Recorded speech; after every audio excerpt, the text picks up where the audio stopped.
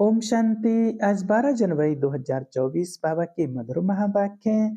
प्रातः मुरली। ओम शांति। बाप दादा मधुबन। बोले बाबा, मीठे बच्चे, अपने को आत्मा समझ आत्मा भाई से बात करो। ऐसी दृष्टि पक्की करो तो भूत प्रवेश नहीं करेंगे। जब कोई में भूत देखो तो उससे किनारा कर लो। प्रश्न: बाप का बनने के बाद भी आस्तिक और नास्तिक बच्चे हैं, वह कैसे? उत्तर: आस्तिक वह हैं जो ईश्वरीय कायदों का पालन करते, देही अभिमानी रहने का पुरुषार्थ करते, और नास्तिक हैं वह जो ईश्वरीय कायदों के खिलाफ भूतों के बस हो आपस में लड़ते झगड़ते हैं। आस्तिक बच्चे देह सह देह के सब संबंधों से बुद्धि योग तोड़ अपने को भाई भाई समझते हैं। नास्तिक देह अभिमान में रहते हैं। ओम शांति। पहले पहले बाप बच्चों को समझाते हैं कि हे बच्चे, बुद्धि में सदा यह याद रखो कि शिव बाबा हमारा सुप्रीम बाप भी है, सुप्रीम शिक्षक भी है, सुप्रीम सदगुरु भी है। यह पहले पहले बुद्धि में जरूर आना चाहिए। हर एक अपने को जान सकते हैं कि हमारी बुद्धि में आया व नहीं। अगर बुद्धि में याद आता तो आस्तिक है, नहीं आता तो नास्तिक है। स्टूडेंट की बुद्धि में फट से आना चाहिए कि टीचर आया है। घर में रहते हैं तो वह भूल जाता है। उस रोहाब से बहुत कोई मुश्किल समझते हैं कि हमारा सुप्रीम बाबा आया हुआ है। वह टीचर भी है और वापस ले जाने वाला सदगुरु भी है। याद आने से खुशी का पारा चढ़ेगा, नहीं तो अपने ही दुख दर्द दुनिया की छी बातों में भिन्न भिन्न ख्यालात में बैठे रहते हैं। दूसरी बात, बहुत करके बच्चों से पूछते हैं कि विनाश में बाकी कितना समय है। बोलो, यह पूछने की बात नहीं। पहले तो यह हमको किसने समझाया है उनको जानो। पहले बाप का परिचय दो। आदत पड़ी हुई होगी तो समझाएंगे, नहीं तो भूल जाएंगे। बाप कितना कहते हैं, अपने को आत्मा समझो, दूसरे को आत्मा की दृष्टि से देखो, परंतु वह दृष्टि नहीं ठहरती। रुपए से एक आना भी मुश्किल बैठता है, जैसे बुद्धि में ठहरता ही नहीं है। यह कोई बाप श्राप नहीं देते, यह तो बाप समझाते हैं कि ज्ञान बहुत ऊंचा है। रजाई स्थापन होती है, रंग से लेकर राव बनते हैं, राव थोड़ी बनते हैं, बाकी रंग नंबरवार होते हैं। लास्ट नंबर वाले की बुद्धि में कभी कोई बात बैठ ना सके तो पहले जब किसको भी समझाते हो तो शिव बाबा का जो 32 गुणों वाला चित्र बनाया है उस पर समझाना चाहिए। उसमें भी लिखा हुआ है सुप्रीम फादर, सुप्रीम टीचर, सदगुरु। पहले जब यह निश्चय होगा कि समझाने वाला सुप्रीम फादर है तो फिर संशय नहीं लाएंगे। बाप बगैर यह स्थापना कोई कर ना सके। तुम जब समझाते हो कि यह स्थापना हो रही है तो उन्हों की बुद्धि में यह जरूर आना चाहिए कि इन्हों को समझाने वाला कोई है। कोई मनुष्य मात्र तो ऐसे कह ना सके कि यह राज्य स्थापन हो रहा है, तो पहले पहले बाप का निश्चय पक्का कराना है। हमको परमात्मा बाप पढ़ाते हैं, यह कोई मनुष्य मत नहीं, यह ईश्वरीय मत है। नई दुनिया तो जरूर बाप द्वारा ही स्थापन होगी। पुरानी दुनिया का विनाश यह भी बाप का ही काम है। यह निश्चय जब तक नहीं होगा तो पूछते ही रहेंगे कि कैसे होता है। इसलिए पहले पहले तो श्रीमत की बात बुद्धि में बिठानी पड़े, तब आगे समझ सकेंगे। नहीं तो मनुष्य मत समझ लेते हैं। हर एक मनुष्य की मत अलग है, मनुष्यों की मत अलग एक हो ना सके।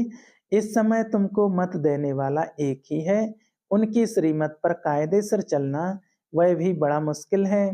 बाप कहते हैं देही अभिमानी बनो। ऐसा समझो कि हम भाई भाई हैं। बात करते हैं तो फिर लड़ना झगड़ना कभी हो ना सके। देह अभिमान में आया समझो नास्तिक। देही अभिमानी नहीं है तो वह नास्तिक हैं। देही अभिमानी बने तो समझो आस्तिक हैं। देह अभिमान बहुत नुकसान कारक है। जरा भी लड़ते झगड़ते हैं तो समझो नास्तिक हैं। बाप को जानते ही नहीं। क्रोध का भूत है तो नास्तिक ठहरा।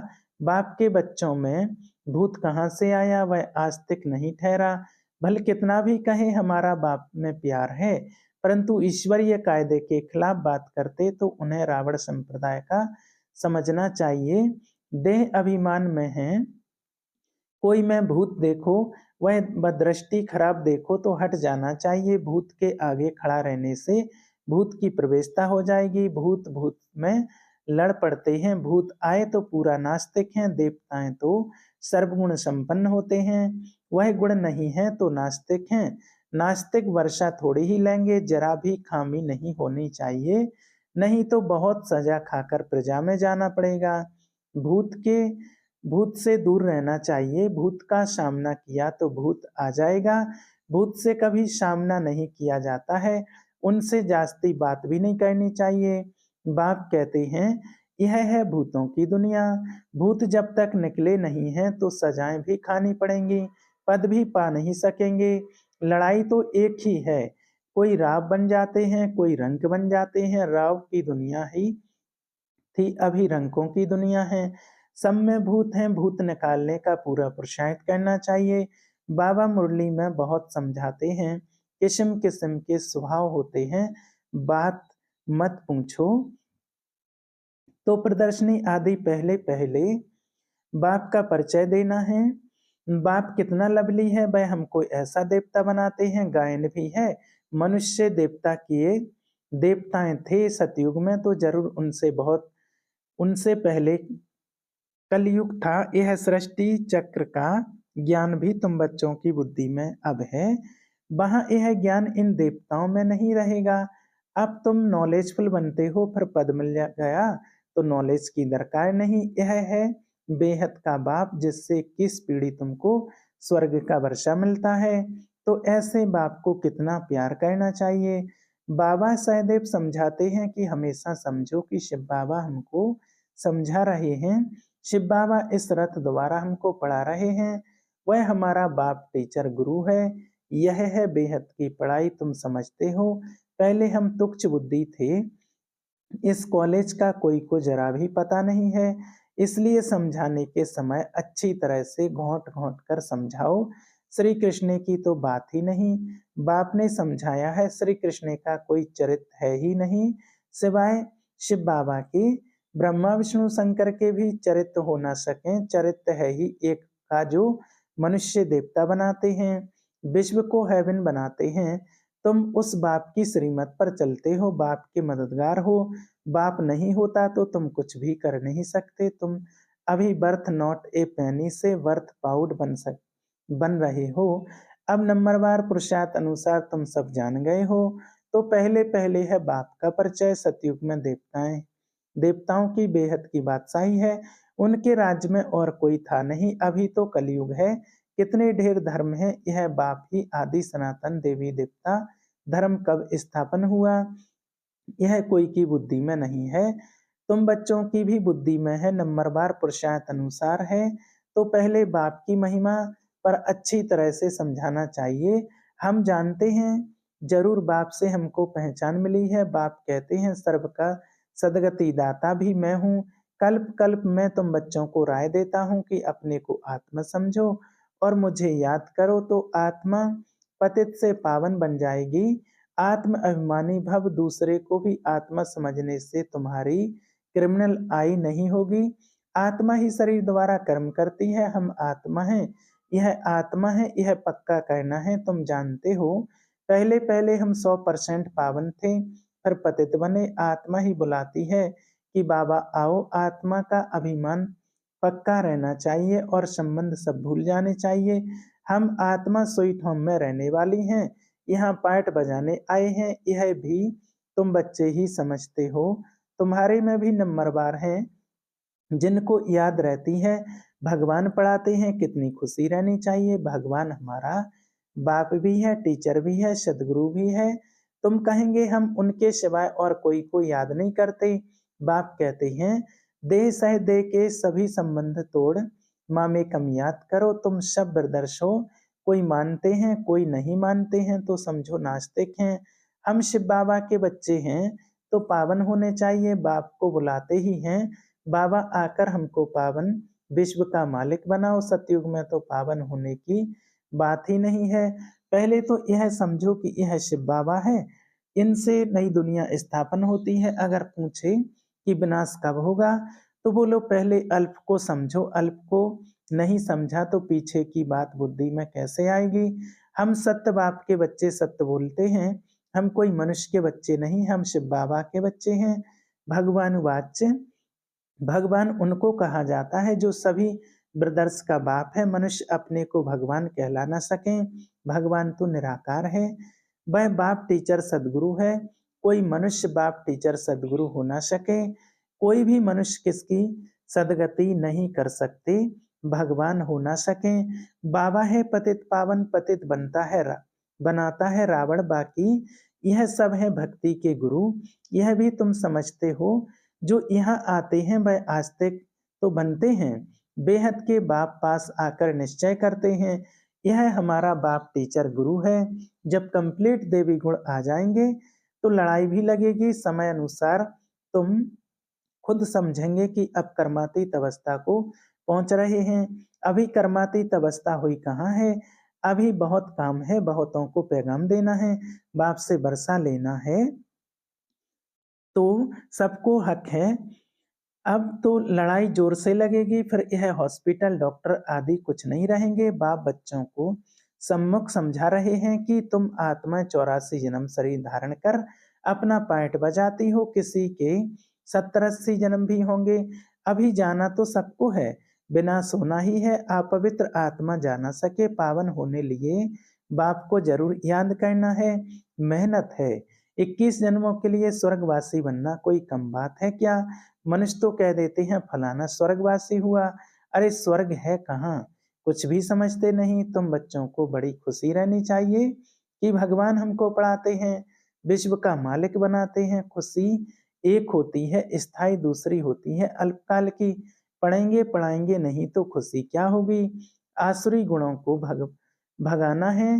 बाप कितना समझाते हैं, कर्म भोग कितना है। जब तक कर्म भोग है तो यह निशानी है अभी तक कर्मातीत अवस्था हुई नहीं है। अभी मेहनत करनी है, कोई भी माया के तूफान ना आए। बच्चों को यह निश्चय है कि बाप ने हमको अनेक बार मनुष्य देवता बनाया है। यह बुद्धि में आए तो भी अहो सौभाग्य। यह बेहद का बड़ा स्कूल है, वह होता है हद का छोटा। बाप को तो बहुत तरस पड़ता है, कैसे समझाऊं। कोई से तो अब तक भी भूत निकले नहीं हैं। दिल पर चढ़ने बदले गिर पड़ते हैं।